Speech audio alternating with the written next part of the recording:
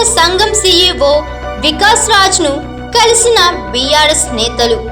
BJP Adilabad MP అభ్యర్థి గోడం నాగేష్ మరియు returning అధికారి శ్రీ రాజశ్రీ షా ఐఏఎస్ పై ఫిర్యాదు చేసిన బీఆర్ఎస్ నేతలు దాసోజు ఆశిష్ ఎన్నికల అఫిడవిట్లో పూర్తిగా ఫిలప్ చేయలేదని ఆర్ఓకు ఫిర్యాదు చేస్తే పట్టించుకోలేదని సీఈఓకు ఫిర్యాదు. బీజేపీ అభ్యర్థి నామినేషన్ రిజెక్ట్ చేసి రిటర్నింగ్ అధికారి శ్రీ రాజశ్రీ షా ఐఏఎస్ పై చర్యలు తీసుకోవాలని సీఈఓను కోరిన బీఆర్ఎస్. ఎన్నికల కమిషన్ ఏకపక్షంగా బీజేపీకి అనుకూలంగా పనిచేస్తుంది. ఆదిలాబాద్ బీజేపీ అభ్యర్థి నాగేష్ నామినేషన్ తిరస్కరించడానికి అన్ని ఆధారాలు చూపించినప్పటికీ రిటర్నింగ్ అధికారి తిరస్కరించలేదు.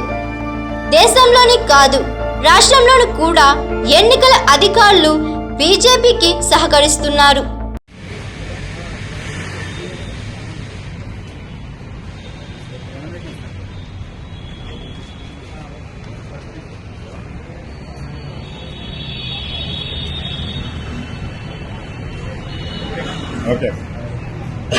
మీడియా మిత్రులకు తెలంగాణ ప్రజలందరికీ కూడా హృదయపూర్వకంగా నమస్కారం.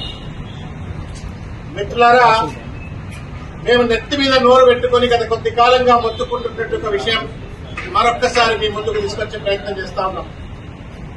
ఇవాళ ఎన్నికల కమిషన్ పూర్తిగా కూడా ఒక పక్షపాతమైనటువంటి ఒక వైఖరితో భారతీయ జనతా పార్టీకి కొమ్ము కాసేటువంటి రీతిలో దేశవ్యాప్తంగా పనిచేస్తుంది అని చెప్పని గతంలో చాలాసార్లు చెప్పాము. ఇవాళ తెలంగాణలో కూడా అటువంటి ఒక పరిస్థితి ఇవాళ స్పష్టంగా ఆదిలాబాద్ పార్లమెంటరీ నియోజకవర్గంలో స్పష్టంగా కనబడింది. భారతీయ జనతా పార్టీకి సంబంధించిన ఆదిలాబాద్ పార్లమెంట్ అభ్యర్థి అయినటువంటి గోడం నగేష్ గారు తన అఫిడవిట్ ను ఫైల్ చేసినారు. ఎంపీ అభ్యర్థిగా ఎన్నికల అఫిడవిట్ ను ఫైల్ చేసినారు. ఆ ఎన్నికల అఫిడవిట్ ను ఫైల్ చేసేటప్పుడు ఏదైతే instruction serial number 14 nomination affidavit rules ఏదైతే ఫార్మ్ 26 ఉంటుందో దాంట్లో ఉన్నటువంటి ఒక రూల్ 2 ప్రకారంగా ఏ అభ్యర్థి అయినా సరే నామినేషన్ వేసినప్పుడు ఆ అఫిడవిట్ లో ఏ రకమైనటువంటి ఒక అంశాన్ని కూడా ఖాళీగా వదిలిపెట్టడానికి వీలు లేదు. Either they have to indicate that it is not applicable to them or they have to mention something there.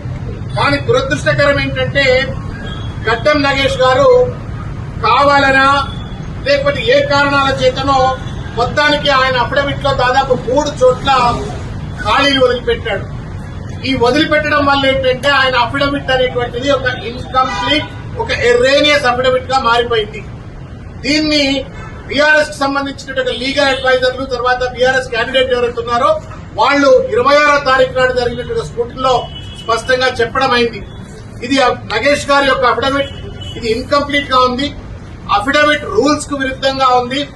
అంచేత రిటర్నింగ్ ఆఫీసర్ వెంటనే ఈ యొక్క అఫిడవిట్ ను స్క్రూటినీ జరగగానే రిజెక్ట్ చేయాలా అని చెప్పని ఒక రిప్రజెంటేషన్ ఇచ్చే ప్రయత్నం చేస్తే రాజర్షి గారు అనుకుంటా ఐఏఎస్ ఆఫీసర్, ఆయన రిటర్నింగ్ ఆఫీసర్, కనీసం ఏం చెప్తున్నారో అనేటువంటి అంశాన్ని కూడా వినకుండా ఏకోన్ముఖంగా ఒంటెత్తు పోకడపోయి ఆ యొక్క అప్లికేషన్స్ ను రిప్రజెంటేషన్ కూడా రిజెక్ట్ చేయడమైంది.